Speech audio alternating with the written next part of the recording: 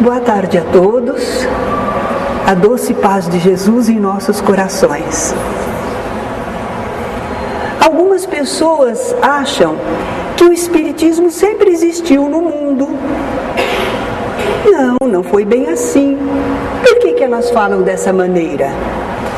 Porque a história comprova com seus registros que os espíritos, sim, sempre se manifestaram em todos os povos e lugares do mundo. Então essas pessoas confundem fenômeno espírita, manifestação de espíritos, com a doutrina dos espíritos. Não, essas manifestações de espíritos não possuíam nenhum estudo sobre a origem, natureza e destinação dos espíritos, a situação deles no mundo espiritual, a relação deles com o mundo corpóreo. Ninguém sabia nada especificamente a respeito. Só sabiam que os espíritos se comunicavam, não é? Esse conhecimento que a doutrina espírita nos traz, nós só encontramos há quantos anos mesmo? Há quantos anos existe o Espiritismo no mundo? 150 anos. Foi quando Kardec lançou em Paris, a 18 de abril de 1857, o Livro dos Espíritos, que contém essa doutrina revelada pelos Espíritos e codificada por Allan Kardec.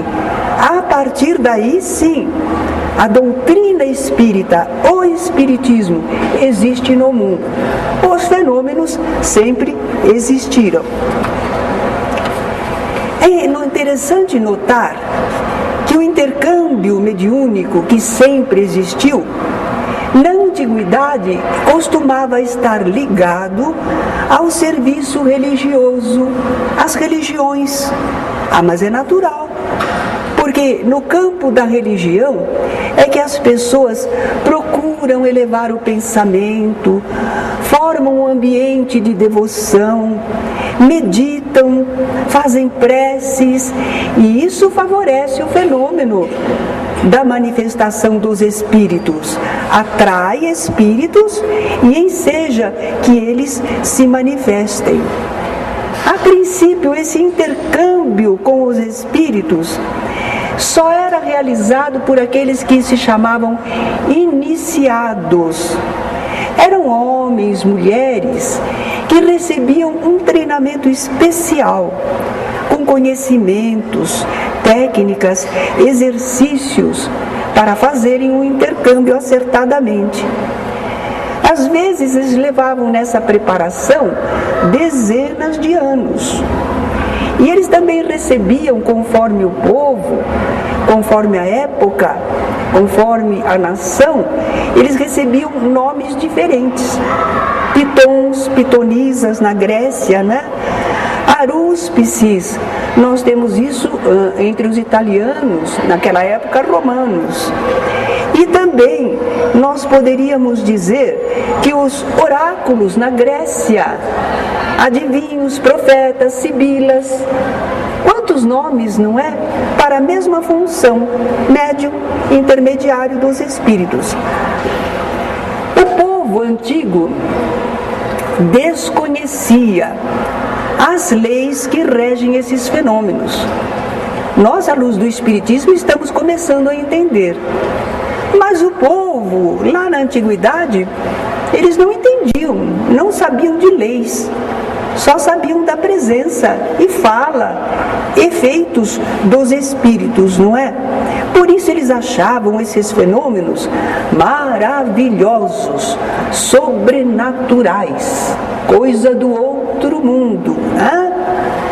Quem podia produzir esses fenômenos para o povo era mitificado, era transformado assim em alguém especial, dotado de recursos divinos. Era assim que eles pensavam e viam os médiums da época. Mas é claro que que os sacerdotes também trabalhavam com a mediunidade. Muitos deles eram também médiuns. Claro, estavam no meio e suas faculdades afloravam também, se as possuíssem. Mas acontece que os sacerdotes, eles queriam influir sobre o povo, comandar. Sabe como é? A mediunidade dá assim uma qualidade para a pessoa, investida de poderes divinos. Então as pessoas querem dominar. Os sacerdotes da antiguidade eram assim.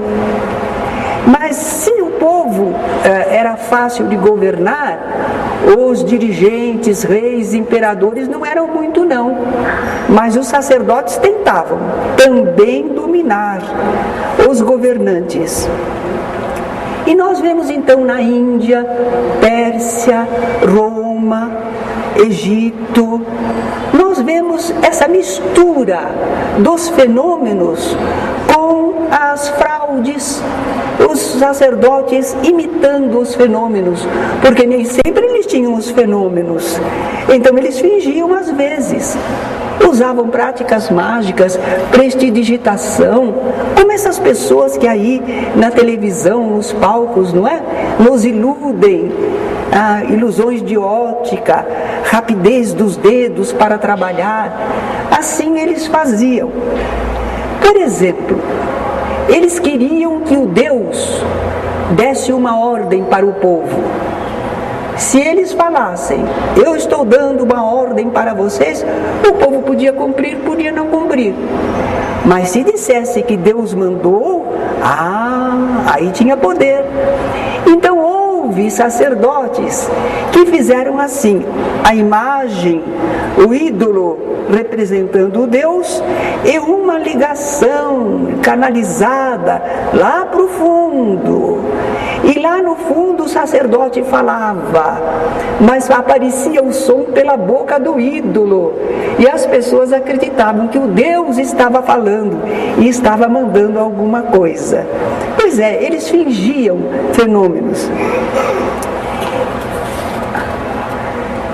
Nós ficamos perguntando quando é que começou a proibição desses fenômenos, desse intercâmbio com os chamados mortos, mas que estão mais vivos do que nunca, não é? Jesus disse certa vez que Deus não é Deus de mortos, porque para Ele todos vivem. Deus não é Deus dos corpos que morrem, Ele é Deus dos espíritos, das almas que vivem para sempre, não é? Então a gente fica curioso de saber como é que começou essa ideia de dizer que está proibido o intercâmbio com os espíritos. Como começou? Foi lá naqueles tempos bíblicos principalmente. O povo israelita, povo hebreu, eles estavam vivendo no Egito. Eles tinham ido para lá, muito convidados, aceitos. Mas depois eles proliferavam muito, eles cresciam, eles atendiam ao crescei e multiplicai-vos. Eles queriam fazer um grande povo para Jeová. Então eles tinham muitos filhos. Agora os egípcios começaram a ver que aquele povo, que no começo era pequenininho, agora estava crescendo demais. Era um outro povo dentro da nação egípcia. E eles ficaram preocupados e tomaram algumas providências para controlar os israelitas. Não concederam a eles cidadania egípcia. Não, eles não eram cidadãos egípcios. Eles eram como que hóspedes, eles eram assalariados, eles podiam viver lá, mas não eram cidadãos. E como eles tinham muitos filhos, eles estabeleceram, eu acho que parece, controle de natalidade. Baixaram um decreto, dizendo que os israelitas, se tivessem um filho homem, esse filho homem seria morto, não podia viver. Era para controlar a natalidade, para eles não terem muitos filhos. Porém, numa família, nasceu um menininho. E a a mãe dele não quis que ele morresse. Então ela preparou uma cestinha, vedando para que a água não entrasse, colocou o menininho na cesta e mandou levar aquela cestinha lá nas águas do rio Nilo, onde a princesa egípcia se banhava. Quase todos nós conhecemos essa história, não é? E aí a princesa encontrou o menininho, gostou dele e quase que adotou como filho. Ele foi criado no palácio do faraó com a melhor educação, sabendo tudo que os egípcios sabiam, não é? E ele recebeu o nome de Moisés, que queria dizer salvo das águas, porque ele iria morrer, não é, nas águas do rio Nilo. Ele foi salvo. E Moisés, então, quando se tornou homem, era alguém culto, ele entendia de todos os assuntos, estava muito bem preparado. Mas aconteceu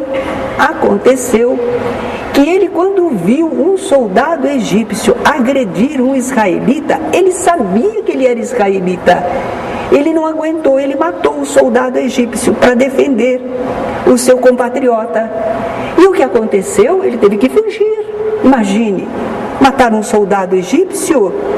Ele então fugiu para uma região bem longe, deserta.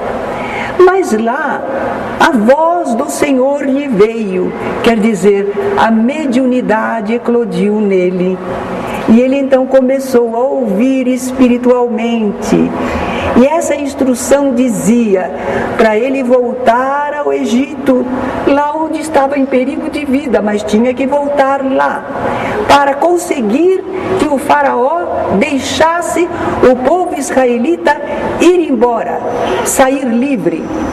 Então ele foi, não é? A gente sabe quantas peripécias ele passou e ele conseguiu libertar o povo israelita, permissão para eles irem embora. Muito bem. E lá está ele como líder desse povo. Mas aquele povo, ele não é mais aquele povo israelita de uma crença pura e viva no Deus único. Eles tomaram contato com outras religiões, com outros costumes. Então, aquele povo está mesclado no seu pensamento, nas suas atitudes. Isso não pode. Moisés tem que conseguir que eles voltem a se sentir um povo, e um povo que segue as leis de Jeová. Então, ele vai peregrinar 40 anos pelo deserto, porque naqueles 40 anos, uns dependiam dos outros, só eles. Então aí começa a sentir a unidade, a comunhão, não é? E nada de práticas erradas. Isso tudo está abolido. Foi aí que Moisés proibiu a mediunidade, o intercâmbio mediúnico, não é? Ele proibiu porque estava deturpado. Como é que ele proibiu? Está lá na Bíblia, no Velho Testamento. Deuteronômio, Levítico. Vamos aprender como é que está lá a proibição. Quando entrares no país que Javé, teu Deus, te der. Javé, Jeová, é Deus, vai nos dar um país? Acho que nós já temos o Brasil, não? Mas o povo israelita não tinha terra. Eles não tinham. Então a promessa de Canaã, uma terra prometida, era tudo que eles queriam. A promessa divina dizia que eles iam receber essa terra, contanto que eles cumprissem certas normas. Não se achará entre ti quem faça passar pelo fogo o seu filho ou filha. Nós espíritas fazemos isso? Passamos as pessoas pelo fogo? A gente ouve falar, não é? Que há pessoas, grupos aí, que não são espíritas, mas que seguem certas instruções de espíritos. Então disseram que se sacrificar uma criança, vem a fartura, vem o benefício para a família. E o pessoal acredita e faz isso. Naqueles tempos tempos antigos, havia um ídolo que tinha o ventre assim aberto, era uma fornalha. E os pais vinham jogar seus filhinhos para que eles, pais, fossem felizes, que o Deus os beneficiasse. Que bárbaro, não? Então existia isso ao tempo de Moisés. Por isso que está essa proibição. Não se achará entre ti quem faça passar pelo fogo o seu filho ou filha.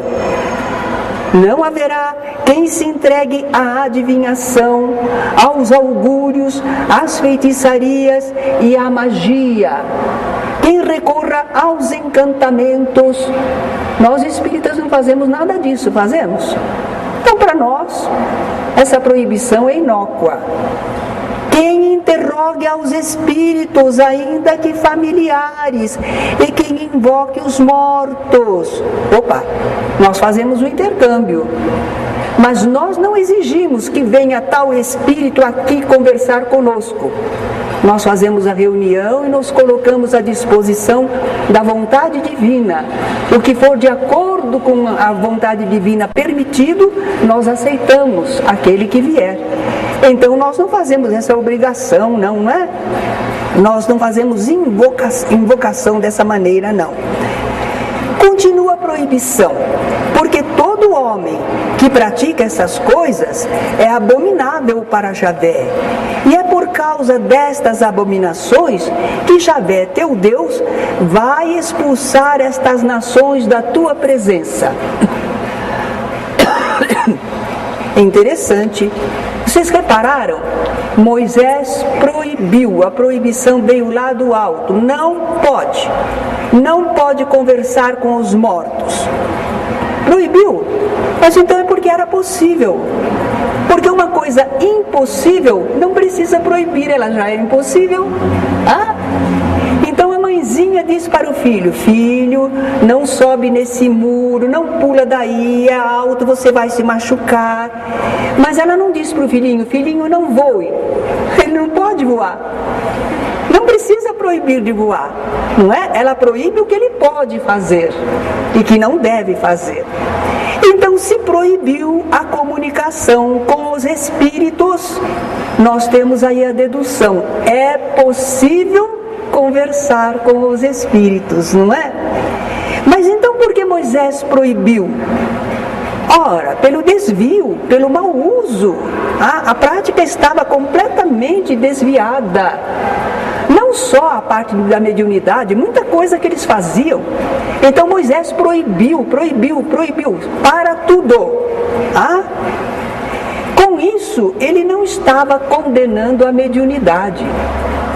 A mediunidade é uma providência divina, é uma lei divina que permite o intercâmbio. Moisés não estaria contra a lei divina, Ele estava só contra os abusos, os desvios, porque as pessoas não estavam respeitando a finalidade sublime da mediunidade.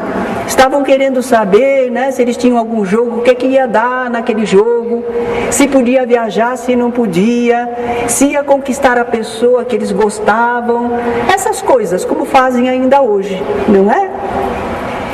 Mas particularmente, Moisés continuou usando a mediunidade, porque ele era médium, ele ouvia os espíritos, ele dialogava com eles, não é? Para ele não estava proibido, estava proibido para o povo. Para ele não, ele continuou usando. Ele precisava receber as instruções do alto, não é? Como é que ele ia fazer se ele não usasse a mediunidade? Exatamente, para quem não sabia usar. Mas ele continuou recebendo instruções dos bons espíritos em nome de Deus. Ele era um médium, ou profeta. Na época eles chamavam os médiums de profeta, porta-voz, né? Mas Moisés desejava o uso correto da mediunidade para todo o povo. Está lá em Números, um dos livros da Bíblia, do Velho Testamento, não é? Vamos ver como é que está escrito lá. Moisés pedira ajuda a Deus para atender ao povo. O povo estava muito numeroso. E Moisés era como que fosse tudo para aquele povo. Ele era o legislativo, o executivo, ele era a milícia, ele era tudo para aquele povo, o judiciário, né? Ele recebera a promessa de que o Senhor iria derramar o seu espírito sobre 70 anciãos do povo, homens probos, homens respeitáveis, para ajudar Moisés no atendimento. Aí não ficaria só ele agindo como médium, haveria esse mais 70 anciãos do povo, não é?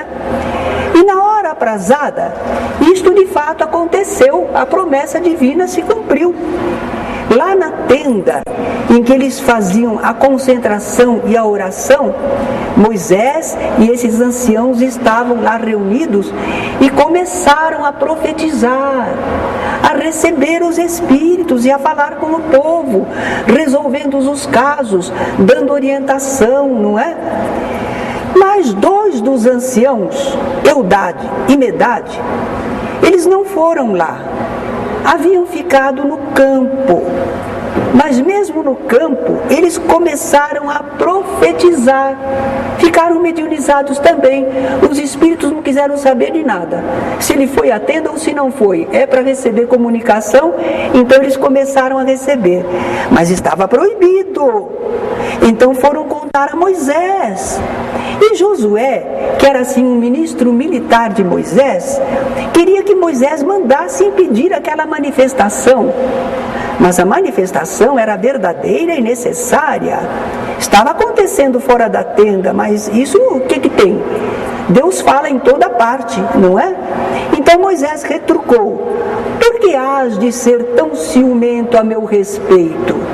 Provera a Deus que todo o povo fosse feito de profetas, que todo mundo fosse médium, e que o Senhor lhes desse o seu espírito, que viessem bons espíritos para falar através das pessoas, não é? Nós também pensamos assim: ah, quem dera que houvesse mais médiums, não é? E médiums sinceros, e que viessem mais espíritos falando através deles, não é? Bem, 1300 anos depois, mais ou menos, estamos na época de Jesus. O que Jesus vai falar sobre a mediunidade? Será que ele vai proibir? Ah, mas a humanidade já evoluiu muito mais. A humanidade já poderia voltar a utilizar com acerto a mediunidade que Moisés proibira antes. E a gente nota que em o Novo Testamento, quando se fala de Jesus, não há uma só citação de que esteja proibido o intercâmbio. Não falam mais na proibição de Moisés. Só no Velho Testamento. Ao tempo de Jesus, não. É uma época diferente. Sobre Jesus, os adversários diziam: ele curou no sábado, não pode desrespeitar o sábado. Ah, ele curou, afastou o espírito porque ele tem parte com Beelzebu. Eles faziam essas acusações, mas nenhum deles disse: ele está conversando com os mortos e não pode porque está proibido na lei. Não era mais proibido. Eles não fizeram nunca essa acusação a Jesus, não é? E Jesus, como é que se comportou a respeito da mediunidade? Ele afirmou que os espíritos influem sobre nós. Ele ensinou isso teoricamente. Certa vez Pedro recebeu uma informação do alto: tu és o Cristo, filho do Deus vivo. E Jesus disse: que feliz tu és, Simão Barjonas, porque não foi sangue nem carne que tu revelou. Ele não tinha escutado isso de nenhuma pessoa encarnada, mas meu Pai que está nos céus é que falou através dele. Quer dizer, Pedro tinha sido intermediário de uma mensagem do alto, de um bom espírito. Mas depois Jesus fala que ele vai ser sacrificado, aprisionado, maltratado. E Pedro amava Jesus e não queria que isso acontecesse com Jesus. Chamou o mestre de lado e disse: Senhor, que nada disso te aconteça. Aí Jesus falou: afasta-te de mim, Satanás. Nossa, Pedro era bem-aventurado, agora é um Satanás? são expressões. Satanás significa adversário do bem. Quando Pedro estava tentando tirar Jesus da sua tarefa, do seu dever, da sua missão, ele estava agindo como um adversário do bem. E Jesus diz: afasta-te de mim, porque não sabes das coisas de Deus, mas somente das dos homens. Você está vendo só o problema material que eu vou passar, mas você não está vendo a programação divina que eu devo realizar, não é?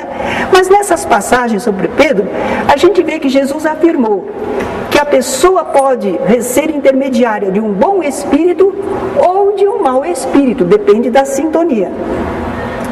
Jesus também conversou ele mesmo com os espíritos. Naquele episódio da transfiguração, apareceram Moisés e Elias. Moisés tinha vivido aqui na terra 1.300 anos ou mais antes de Jesus, mas ele viveu aqui na terra, foi um homem.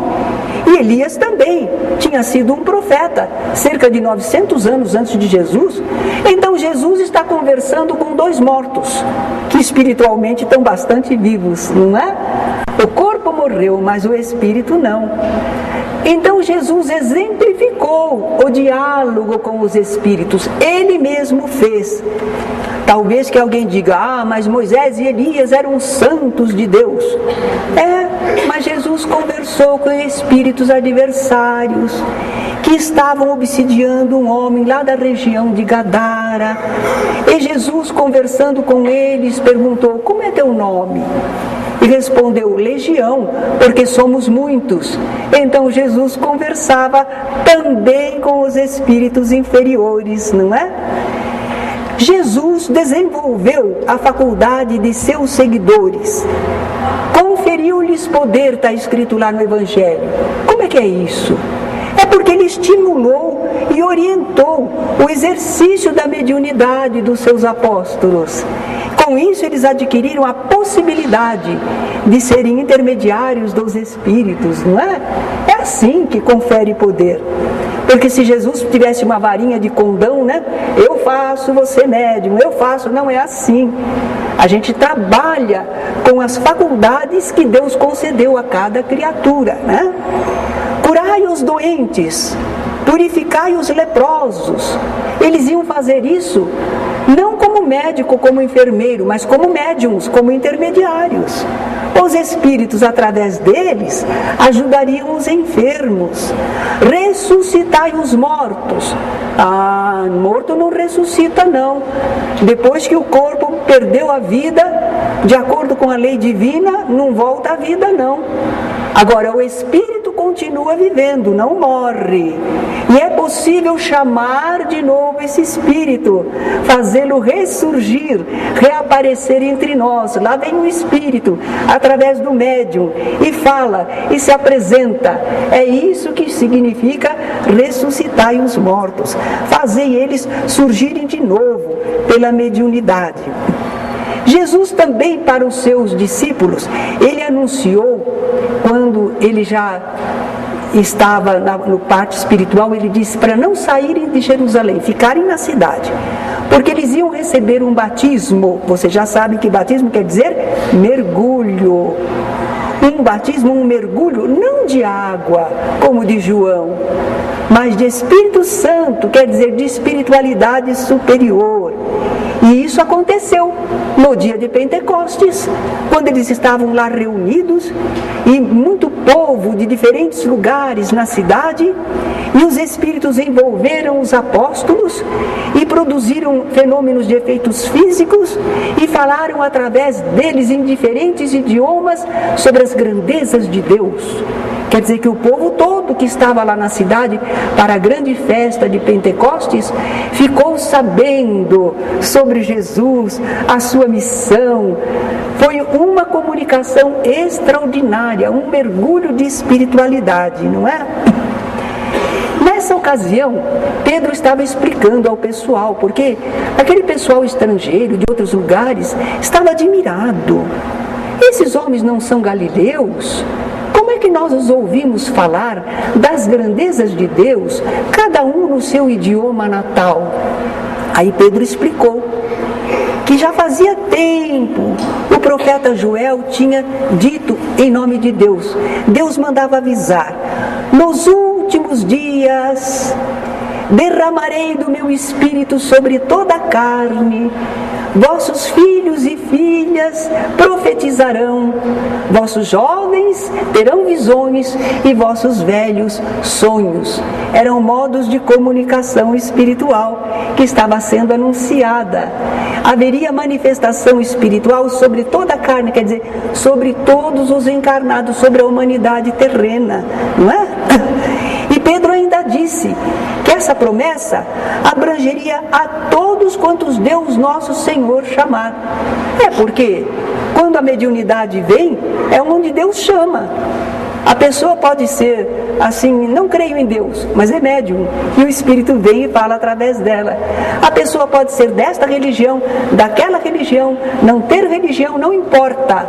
É Deus que chama e que permite esta comunicação, não é? Nós estamos vendo que Moisés proibiu, sim, está lá na Bíblia, no Velho Testamento, na parte antiga da Bíblia, mas que ao tempo de Jesus, no Novo Testamento, já não se fala de proibição. Pelo contrário, Jesus liberou a prática, o exercício da mediunidade. E nós vamos continuar seguindo Moisés ou vamos seguir Jesus? Quem é nosso mestre? É claro que é Jesus, não é?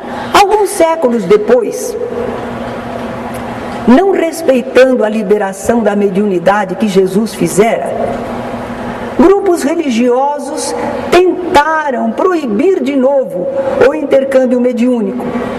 Eles diziam que era obra do demônio. A gente sabe que o demônio não existe, que é apenas um espírito inferior, revoltado, agressivo, mas é gente como nós, filho de Deus também. E um dia ele vai se aperfeiçoar, ele vai se desenvolver e vai progredir, porque essa é a lei divina, ele não pode resistir à lei divina, não é? Mas o pessoal acredita em demônio, que é rebelde para sempre a Deus, não é? Então eles diziam que o intercâmbio mediúnico era coisa do demônio e perseguiam as pessoas que eram médiums. Eles chamavam naquela ocasião de bruxos, de feiticeiros. Foi assim que na Idade Média a proibição pela Igreja Católica ocorreu em relação ao intercâmbio mediúnico. Ninguém mais podia intermediar os espíritos. Ninguém mais? Não, só os santos da igreja. Aqueles que fossem da igreja, santificados, esses poderiam, não é? Eles poderiam contatar com os mortos, ver, ouvir e contar o que eles estavam dizendo. E quantos fenômenos foram produzidos através dos chamados santos, não é? Agora, outras pessoas não podiam intermediar os mortos. Mas as manifestações aconteciam. Aí eles diziam, é o demônio. Mas não era. Era um espírito se manifestando, não é? Entretanto, o progresso intelectual já libertou o povo dessa ignorância. Deus já derramou do seu espírito sobre toda a carne. A sensibilidade espiritual já se desenvolveu e generalizou na espécie humana. Não dá mais para conter a manifestação dos espíritos por toda parte. Não foi isso que aconteceu lá em 1847 em Heidesville, as manifestações, mas não foi só lá não. Pelo mundo todo os espíritos estavam se manifestando. Aí então vai surgir o espiritismo. O espiritismo utiliza a mediunidade como um instrumento valioso de espiritualização para nós seres humanos.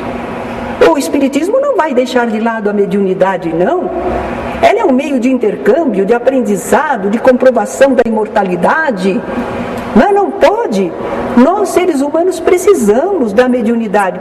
O apóstolo Paulo, certa vez, disse que quando não há profecia, quer dizer, quando não há essa comunicação de espíritos, o povo fica dissoluto. É mesmo. mesmo, porque são os Espíritos do Senhor que nos falam das leis divinas, da lei de causa e efeito, da reencarnação, da lei de progresso. Como a maioria do nosso povo não tem esse intercâmbio, eles pensam que está proibido, não é? Então o povo fica dissoluto, diz que é cristão de rótulo, mas não age como cristão, crê, mas não crê. Ele diz, deve haver imortalidade, mas eu acho que ninguém voltou para contar. Olha aí. Então eles vivem entre a crença e a descrença. O Espiritismo não vai deixar de lado a mediunidade. Kardec abordou esse assunto de proibição da comunicação. Quem gostar, procure no livro O Céu e o Inferno, primeira parte, capítulo 11, da proibição de evocar os mortos. Kardec explica direitinho, desfazendo essa ideia de que esteja proibido o intercâmbio com o mais alto, não é? Ele também tratou desse assunto na Revista Espírita de outubro de 1863. O Espiritismo usa a mediunidade, mas não concorda com o seu mau uso. Nesse ponto estamos com Moisés. Usar mal, não. O Espiritismo esclarece a finalidade superior da mediunidade. Por que Deus estabeleceu esse intercâmbio? É obra divina. Tudo que Deus faz é certo, não é? Então vamos ver, é porque tem uma finalidade superior. E o Espiritismo ensina técnicas para segurança e proveito espiritual na prática da mediunidade. O livro dos médiuns é um manual que ensina a trabalhar com a mediunidade da maneira correta e segura e proveitosa, não é? Bem, essa questão de proibição tão antiga que o pessoal parece que continua falando hoje, não é? Entretanto, muita coisa já mudou na própria Igreja Católica. Nós temos aqui algumas anotações. Eu penso que a maioria dos católicos não sabe isso, mas isso é coisa dos católicos. Existe um livro, O Manuscrito do Purgatório. Não tem nem data, é bem antigo. Foi traduzido por Monsenhor Ascânio Brandão, pela Edições Paulinas, foi publicado. Então vocês vejam, é um livro católico. Fala de mensagens mediúnicas, transmitidas através, quem era médium? Irmã Maria do Imaculado Coração. Olha o que um espírito falou através dela. Não tenhas medo. Sou a irmã MG, o nome está escondido. Uma religiosa falecida com 36 anos no dia 22 de fevereiro de 1871. E esse manuscrito do Purgatório conta uma porção de fatos. Eles chamam o manuscrito do Purgatório porque para eles a alma que não foi para o céu, mas também não foi para o inferno, fica numa região especial, não é? Então são pessoas que não cumpriram direitinho a lei de Deus. E elas vêm contar das dificuldades que estão encontrando e pedem oração e tudo mais, não é? Quer dizer que continuam vivendo e podem ser ajudados. Um outro livro, Luz aos Vivos pela Experiência dos Mortos, é do Monsenhor Palafox, bispo de Osma, na Espanha, e é uma coleção de aparições de espíritos. É livro da Igreja Católica. Mística Divina é outro livro, é do cônego Ribet. No tomo 2, no capítulo 7, nós lemos isto: estas espécies de aparições não são raras e não faltam na vida dos santos. Há fatos documentados e muito bem provados com o testemunho de teólogos. Mas agora mais importante, que é um pronunciamento do Papa. 1983, Papa João Paulo II, num sermão na Basílica de São Pedro em Roma, no dia 2 de novembro daquele ano. Perante uma multidão de mais de 20.000 peregrinos, ele asseverou peremptório: A comunicação com os mortos não deve ser interrompida, pois na realidade a vida não está limitada pelos horizontes deste mundo. É um Papa falando, não é? 1985, um senhor advogado, Lino Sardos Albertini, ele era da Junta Diocesana de Ação Católica de Trieste, na Itália. Ele publicou esse livro, O Além Existe. Eram mensagens de um filho dele, que morreu assassinado por assaltantes. A médium tinha formação católica e não gostava de notoriedade. E também ela nada cobrou. Ele, o autor, o seu Lino, o advogado, também não cobrou nada pelo livro. Ele achava que esse livro tinha que ter os direitos autorais destinados para uma fundação. Ele criou uma fundação para colaborar na missão de André, o filho dele morto, para estudar com rigor lógico e científico, documentando e divulgando todos os fatos que possam constituir provas ou sérios indícios da sobrevivência da alma.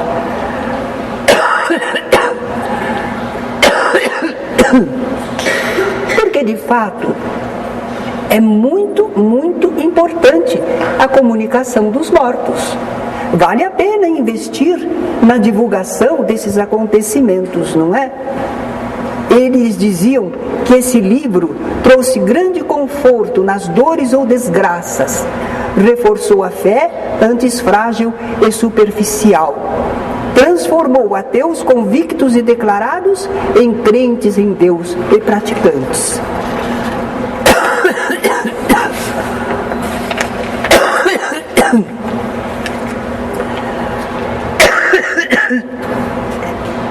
Ciência comigo. Aí nós venceremos, né? Bem, vamos ver em 1991, um padre católico, François Charles Antoine Bruni. Ele escreveu um livro, Os Mortos Nos Falam. Ele é um padre muito conceituado, possui muitos títulos acadêmicos, e ele escreveu esse livro. Ele comenta: a igreja prega a eternidade, é verdade, mas não aceita que se possa vivê-la ou entrar em comunicação com ela. Eu mostro que não foi sempre assim. Na igreja primitiva, no cristianismo primitivo, era utilizada a comunicação. O apóstolo Paulo, na sua carta aos Coríntios, ele faz como que um mini livro dos médiuns, porque de fato era usual a comunicação de espíritos na igreja cristã, a princípio. São coisas tão importantes que nós vamos vencer esta dificuldade minha e vamos passar para vocês. 1996, Padre Gino Concetti, competente teólogo do Vaticano, ele admite ser possível dialogar com os desencarnados. Ele revela novos conceitos católicos em relação às mensagens ditadas pelos espíritos depois da morte carnal. Segundo ele, o moderno catecismo da Igreja ensina que Deus permite aqueles que vivem na dimensão ultraterrestre, não é? Olha como ele coloca: aqueles que vivem na dimensão ultraterrestre, Deus permite a eles enviar mensagens para nos guiar em determinados momentos da vida. Após as novas descobertas no domínio da psicologia sobre o paranormal, nós temos aí os conhecimentos da parapsicologia, não é? A Igreja decidiu não mais proibir as experiências do diálogo com os trespassados. nós dizemos os desencarnados, eles falam trespassados. Desde que elas sejam feitas com finalidades religiosas ou científicas e com muita seriedade. Também nós espíritas achamos que as comunicações dos espíritos devem ser feitas num clima de muita seriedade, de respeito, não é brincadeira, não é? Bem, em 2000, mês de abril, cardeal Giacomo Biffi, da cidade de Bolonha, proibiu os fiéis de falar com os mortos, porque essa prática se fizera bastante comum entre os católicos, não é? É interessante. Ele precisou proibir porque estava exagerado, fugia ao controle dele. Mas nós temos que perceber, há uma comunicação aqui, tem um programa na TV italiana, da RAI, o Fio de Ariadne, e lá eles passam assuntos espíritas, fenômenos, testemunhos de pessoas, né? E um dos entrevistados foi o padre Ulderico Pascali Magni. Ele é um respeitado pesquisador da fenomenologia mediúnica na Itália. Olha o que ele diz, esse sacerdote católico. O que nos separa dos nossos defuntos é pura e simplesmente uma ligeira barreira vibratória. Não é o que nós espíritas falamos? É uma questão de sintonia nas ondas mentais, não é? É só o que nos separa dos espíritos. São dois mundos que se interpenetram.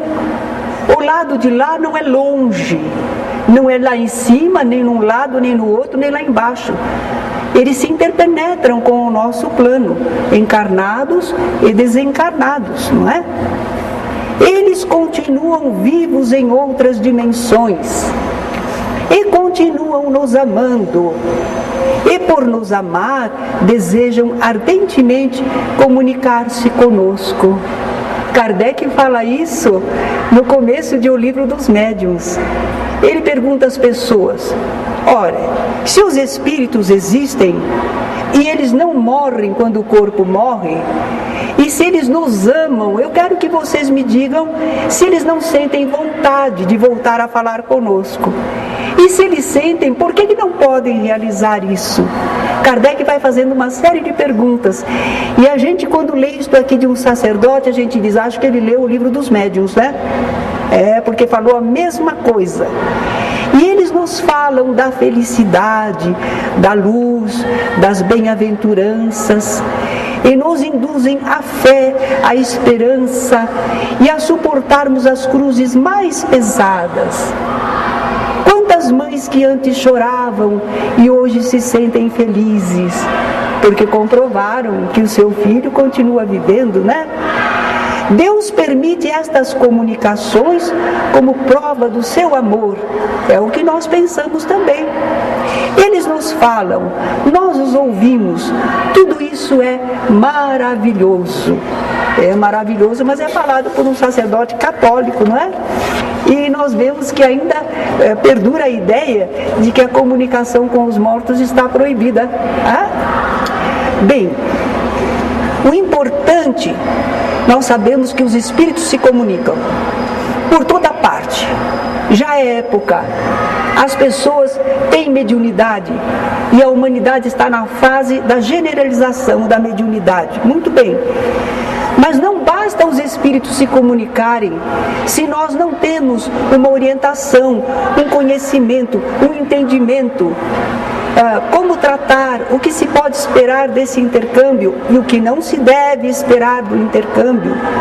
Esta orientação toda, a educação dos médiuns, a preparação de dialogadores para conversar com os espíritos, tudo isso a doutrina espírita esclarece, prepara as pessoas. Não só afirma que os espíritos se comunicam. Então nós temos um companheiro, Martins Peralva, que escreveu excelentes livros.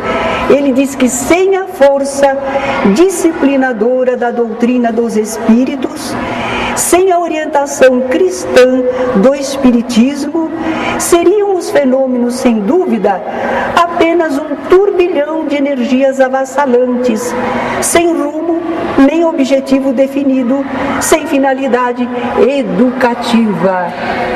Então, quando agora começam a dizer que realmente os mortos se comunicam, nós espíritas, graças ao que os espíritos revelaram e Allan Kardec codificou, nós já estamos lá na frente, trabalhando com esse diálogo com os espíritos, sabendo disciplinar os médiuns e também o tipo de espíritos que se comunicam. Podemos trabalhar com eles em lei de fraternidade e de progresso para todos nós. Mediunidade é uma coisa, espiritismo é outra.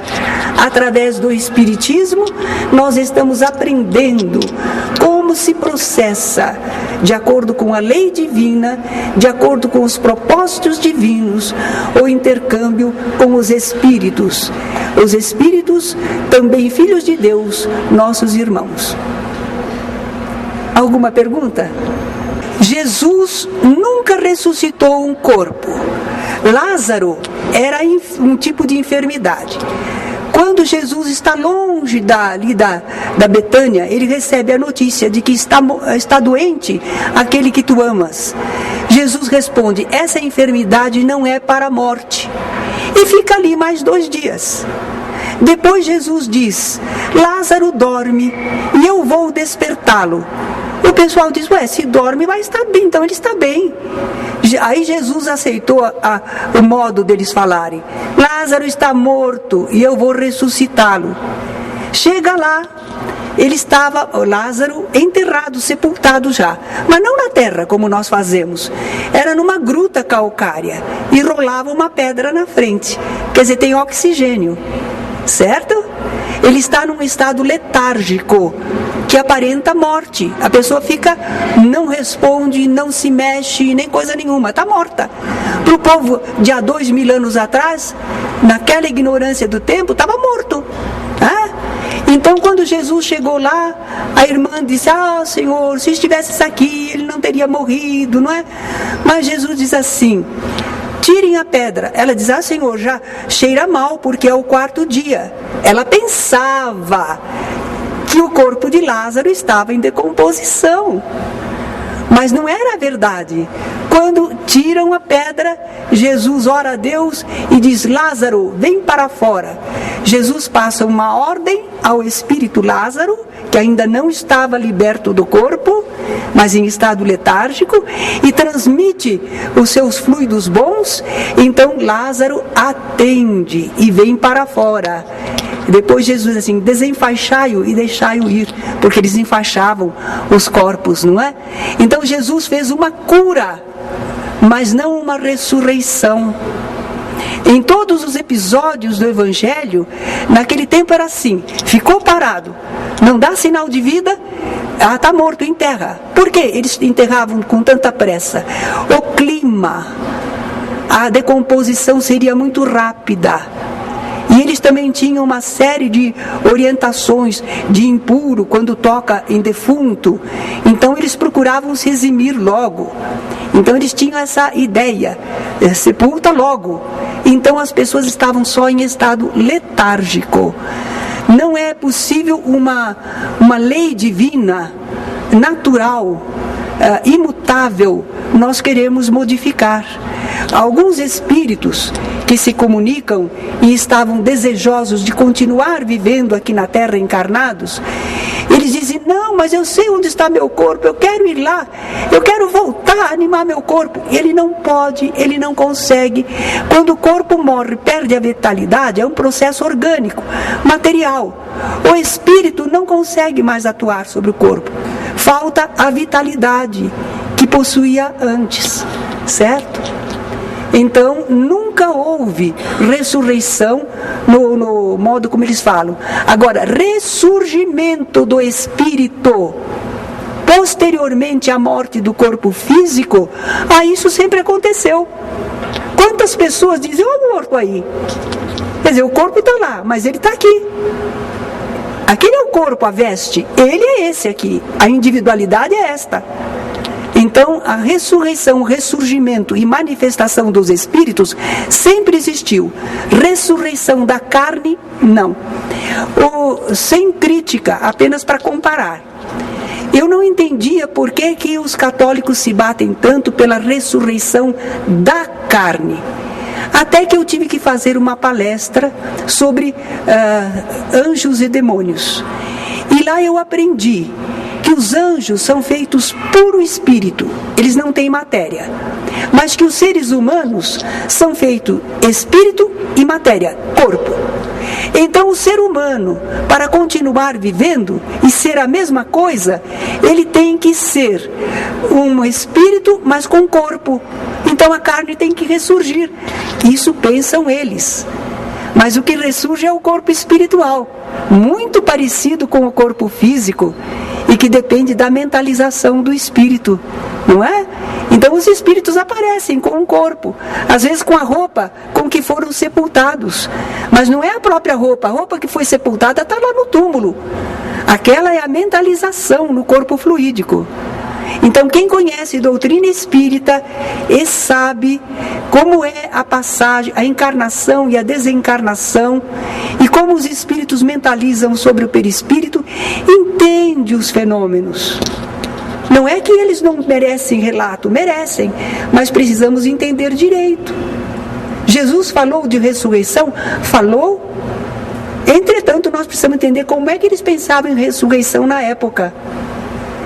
Se um espírito envolvesse uma pessoa e falasse, eles diziam, o espírito ressurgiu, ressurreição do morto. Se o espírito aparecesse, que os outros pudessem ver, olha lá, o espírito ressuscitou. Para eles, ressurreição era sempre que os espíritos considerados mortos se manifestassem. Agora, mais só uma argumentação. Nós vimos muitas pessoas curarem enfermos. Em todas as religiões, conseguem curas admiráveis, mas nenhuma delas ressuscitou nenhum corpo morto. Não dá. Não existe. Os fenômenos que existem, que Jesus fez, exemplificou, e outros podem repetir, esses continuamos vendo. Mas ressurreição de corpo não tem nenhuma. E a gente vai lá no Evangelho e entende que Jesus procedeu a curas de corpos que estavam debilitados em estados especiais. Certo? Muito bom.